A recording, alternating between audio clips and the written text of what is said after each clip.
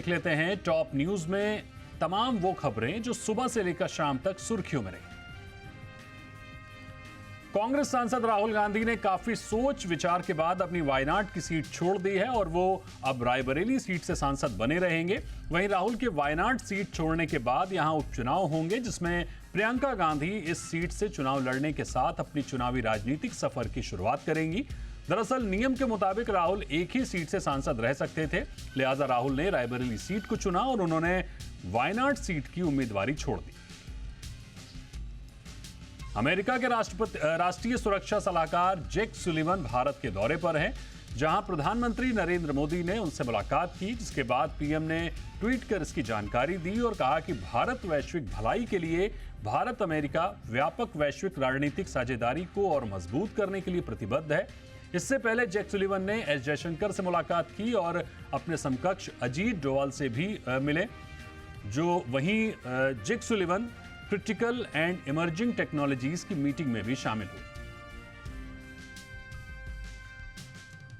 मोदी सरकार के तीसरी बार सत्ता में आने के बाद 24 जून से 18वीं लोकसभा का सत्र शुरू होने जा रहा है, जहां 27 जून को राष्ट्रपति का अभिभाषण होगा। वहीं 26 जून को स्पीकर के नाम का प्रस्ताव रखा जाएगा। दरअसल 24 जून से सत्र की शुरुआत होते ही 24 और 25 जून को प्रोटेम स्पीकर नवनिर्वाचित सांसदों को शपथ ग्रहण कराएंगे। इसके बाद 27 जून से राज्यसभा का सत्र भी बुलाया जाएगा और राष्ट्रपति द्रौपदी मुर्मू 27 जून को ही लोकसभा और राज्यसभा के ज्वाइंट सत्र को संबोधित करेंगे। बीजेपी ने 4 राज्यों में होने वाले विधानसभा चुनाव के लिए अपने प्रभारियों की नियुक्ति कर दी है, जहां शिवराज सिंह चौहान को झारखंड का प्रभारी बनाया गया है तो भूपेंद्र यादव को महाराष्ट्र की जिम्मेदारी सौंपी गई है। इसके अलावा धर्मेंद्र प्रधान को हरियाणा का प्रभारी बनाया गया है। इसी के साथ जी किशन रेड्डी को जम्मू कश्मीर का जिम्मा सौंपा गया है। दरअसल इस साल के अंत तक हरियाणा, झारखंड, महाराष्ट्र में विधानसभा के चुनाव होने हैं। वहीं जम्मू कश्मीर में भी इस साल विधानसभा के चुनाव हो सकते हैं। लोकसभा चुनाव में एआईएडीएमके के बेहद खराब प्रदर्शन के बावजूद वीके शशिकला ने पॉलिटिक्स में दोबारा एंट्री का ऐलान किया है। उन्होंने साफ तौर पर कहा कि एआईएडीएमके की कहानी खत्म नहीं हुई है, अभी तो शुरुआत हो रही है। वहीं उन्होंने पार्टी कार्यकर्ताओं से वादा किया है कि 2026 के विधानसभा चुनाव में पार्टी फिर से सत्ता में वापसी करेगी। आपको बता दें कि वीके शशिकला जयललिता की बेहद करीबी मानी जाती हैं और एक लंबे समय से उन्होंने राजनीति से दूरी बना ली थी। असम में दशकों पुराना चलता आ रहा वीआईपी कल्चर अब खत्म होने वाला है। असम के मुख्यमंत्री हिमंत बिस्वा शर्मा ने यह ऐलान किया है कि राज्य सरकार अब अपने अधिकारियों के घरों पर खपत होने वाली बिजली का बिल नहीं भरेगी। लेकिन इस फरमान में सिर्फ सरकारी अधिकारी ही शामिल नहीं है, बल्कि नए फरमान के मुताबिक मुख्यमंत्री और विधायक भी सभी के घर के बिल का खर्च वो खुद उठाएंगे। सरकारी खजाने से बिल नहीं भरा जाएगा। वहीं इस मामले पर सीएम ने कहा है कि वो टैक्स पेयर के पैसों की सरकारी अधिकारियों के बिजली बिलों का भुगतान करने के वीआईपी कल्चर को खत्म कर देंगे, जिसके बाद 1 जुलाई से राज्य के मुख्यमंत्री को भी अपना बिजली का बिल खुद ही भुगतान करना होगा।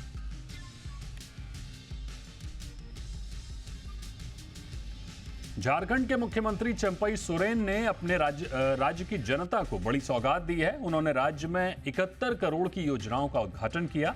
साथ ही इस मौके पर कहा कि सरकार अब राज्य में बिजली फ्री करने वाली है, यानी राज्य सरकार प्रत्येक परिवार को 125 यूनिट की जगह 200 यूनिट बिजली फ्री में देगी।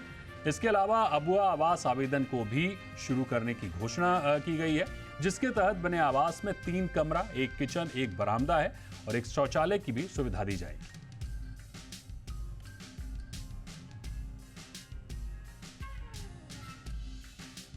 राजधानी दिल्ली में पानी को लेकर हाहाकार मचा हुआ है, जहां आम जनता पानी की किल्लत से जूझ रही है। वहीं दूसरी तरफ से इस मामले पर सियासत भी जमकर हो रही है, जहां बीजेपी और कांग्रेस दोनों ने इस मुद्दे पर सरकार को घेर रखा है। वहीं बीजेपी ने इस मुद्दे को लेकर पूरे राज्य में प्रदर्शन करना शुरू कर दिया है। इस दौरान पार्टी के सभी सांसदों, विधायकों और पदाधिकारियों ने अपने अपने इलाकों में पानी के मुद्दे पर प्रदर्शन करते हुए सरकार के ऊपर पानी उपलब्ध कराने में असफल रहने का आरोप लगाया।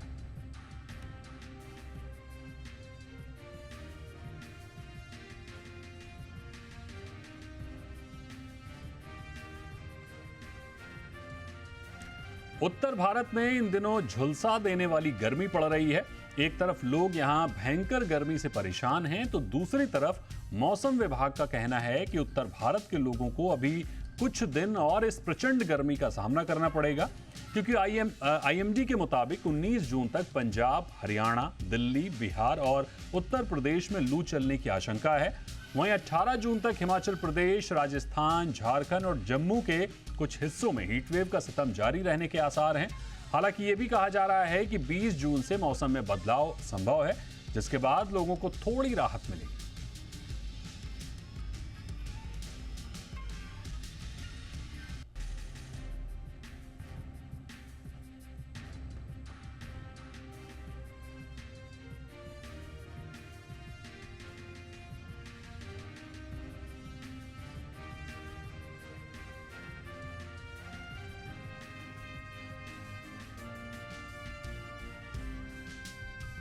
एडवांस टैक्स कलेक्शन के मामले में अच्छी खबर है। जी बिजनेस की एक्सक्लूसिव जानकारी के मुताबिक 16 जून तक सरकार का एडवांस टैक्स कलेक्शन सालाना आधार पर 28% बढ़कर 1,48,000 करोड़ रुपए रहा है। इस दौरान net direct tax collection 4,62,000 crore रुपए रहा, जो पिछले साल के मुकाबले करीब 22% ज्यादा है। 16 जून तक net corporate tax collection 1,60,000 crore और net personal income tax collection 3,79,000 crore रुपए रहा है। सालाना आधार पर ग्रॉस टैक्स कलेक्शन करीब 23% बढ़ा है। भारत की सबसे बड़ी आईटी कंपनी टीसीएस पर अमेरिका की एक अदालत ने $94.2 मिलियन यानी करीब 1,622 करोड़ रुपए का जुर्माना लगाया है। टीसीएस पर यह जुर्माना ट्रेड सीक्रेट्स के कथित दुरुपयोग के मामले में लगाया गया है। टीसीएस ने स्टॉक एक्सचेंजेस को भेजी जानकारी में बताया है, कंपनी के खिलाफ डलास डिवीजन के तहत आने वाले डिस्ट्रिक्ट कोर्ट ने आदेश पारित किया है। टीसीएस के खिलाफ यह मुकदमा सीएससी ने किया था, जिसे अब डीएक्सी टेक्नोलॉजी के नाम से जाना जाता है।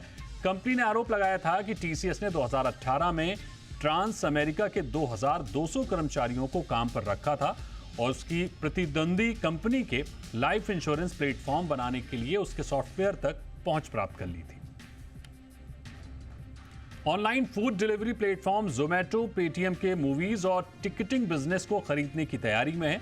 जोमेटो ने एक्सचेंज फाइलिंग में इसकी पुष्टि कर दी है कि पेटीएम के साथ उसकी बातचीत चल रही है। एक्सचेंज फाइलिंग के मुताबिक अभी बातचीत ही चल रही है और कोई फैसला नहीं हुआ है। पेटीएम ने भी एक्सचेंज फाइलिंग में इस प्रकार की बातचीत का खुलासा तो किया है, लेकिन जोमेटो का जिक्र नहीं किया है। पेटीएम की योजना पेमेंट और फाइनेंशियल सर्विसेज पर फोकस रहने की है। फिलहाल दोनों ही कंपनियों के बीच अभी तक इस मामले में कोई बाइंडिंग डील नहीं हुई है। एसबीआई के चेयरमैन दिनेश कुमार खारा ने कहा है कि मौजूदा आर्थिक वृद्धि दर को देखते हुए चालू वित्त वर्ष 2024-25 में 14 से 15% लोन ग्रोथ की उम्मीद है। खारा ने एक इंटरव्यू में कहा कि आमतौर पर loan growth, GDP growth rate और महंगाई को जोड़ने के ऊपर 2 से 3% ज्यादा की रहती है। इस आधार पर करीब 14% के आसपास ये आंकड़ा आ रहा है। उन्होंने कहा कि जहां तक डिपॉजिट का सवाल है, पिछले साल इसमें 11% की वृद्धि हुई। एनएससी ने निवेशकों को इंस्टाग्राम और टेलीग्राम के उन चैनलों के खिलाफ सतर्क किया है जो इन्वेस्टमेंट से जुड़े टिप्स ऑफर करते हैं। एक्सचेंज ने निवेशकों को डब्बा ट्रेडिंग यानी गैर कानूनी ट्रेडिंग को लेकर भी सतर्क किया है। एनएससी ने इंस्टा हैंडल BSC_NSC_लेटेस्ट और टेलीग्राम चैनल भारत ट्रेडिंग यात्रा के खिलाफ आगाह किया है। ये ट्रेडिंग के लिए टिप्स मुहैया कराते हैं, साथ ही ये निवेशकों के ट्रेडिंग अकाउंट्स की हैंडलिंग भी ऑफर करते हैं। एनएससी ने अवैध ट्रेडिंग एंटिटीज की तरफ से इस्तेमाल होने वाले मोबाइल नंबर भी साझा किए हैं। वित्त मंत्री निर्मला सीतारमण 20 जून को इंडस्ट्री के साथ बजट पूर्व विचार विमर्श करेंगी। सूत्रों ने यह जानकारी दी है। वित्त वर्ष 2024-25 का बजट जुलाई के दूसरे पखवाड़े में संसद में पेश किए जाने की संभावना है। उद्योग जगत से जुड़े सूत्रों ने बताया कि सीतारमण के साथ बजट पूर्व मीटिंग से पहले 18 जून को राजस्व सचिव संजय मल्होत्रा के साथ बैठक होगी। वित्त मंत्री निर्मला सीतारमण जुलाई में अपना 7वां बजट पेश करने वाली हैं। इसके पहले वो 5 पूर्ण और 1 अंतरिम बजट पेश कर चुकी हैं। इसी के साथ वित्त मंत्री निर्मला सीतारमण पूर्व प्रधानमंत्री मोरारजी देसाई के लगातार 6 बजट पेश करने के रिकॉर्ड भी तोड़ देंगी। भीषण गर्मी के कारण यात्रा में कमी आने से जून में डीजल की मांग में गिरावट आई है। डीजल की बिक्री में बिक्री 1 से 15 जून के दौरान पिछले साल के मुकाबले 3.9% घटी है। देश में सबसे ज्यादा खपत वाले ईंधन की मांग में अप्रैल में 2.3% और मार्च में 2.7% की गिरावट आई थी। मई में इसमें 1.1% की गिरावट दर्ज हुई थी। पेट्रोल की बिक्री 1 से 15 मई के दौरान 14.7 लाख टन खपत की तुलना में मासिक आधार पर 3.6% की गिरावट आई है। Online hotel booking company OYO भारतीय कॉरपोरेशन अधिकारियों के फैमिली ऑफिसेज से 120 मिलियन डॉलर यानी करीब 1000 करोड़ रुपए जुटा सकती है। एक मीडिया रिपोर्ट के मुताबिक फंड जुटाने की बातचीत लास्ट स्टेज में है। रिपोर्ट के मुताबिक फंड जुटाने की मंजूरी लेने के लिए एक्स्ट्रा ऑर्डिनरी जनरल मीटिंग कर सकती है। रिपोर्ट में कहा गया है कि इस प्लान में कॉर्पोरेट स्ट्रेटजी एडवाइजर्स आनंद जैन का फैमिली ऑफिस, मैनकाइंड फार्मा के प्रमोटर ब्रदर्स रमेश और राजीव जुनेजा और दिवंगत राकेश झुंझुनवाला के करीबी सहयोगी उत्पल शेठ शामिल हैं।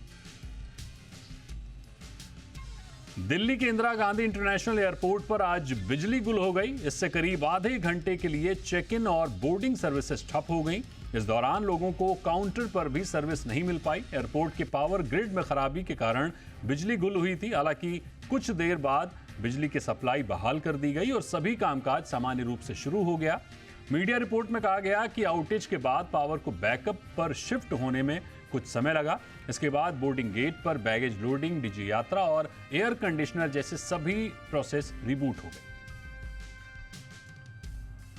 Cost of living city ranking की 2024 की रिपोर्ट में एक बार फिर देश की वित्तीय राजधानी मुंबई सबसे महंगे शहर के तौर पर शीर्ष पर काबिज है।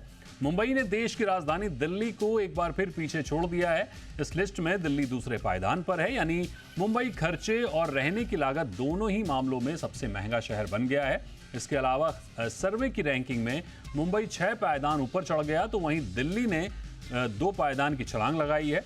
वहीं वैश्विक स्तर पर हांगकांग ने एक बार फिर शीर्ष पर रहने के लिए सबसे महंगे शहर की लिस्ट में टॉप जगह बनाई है।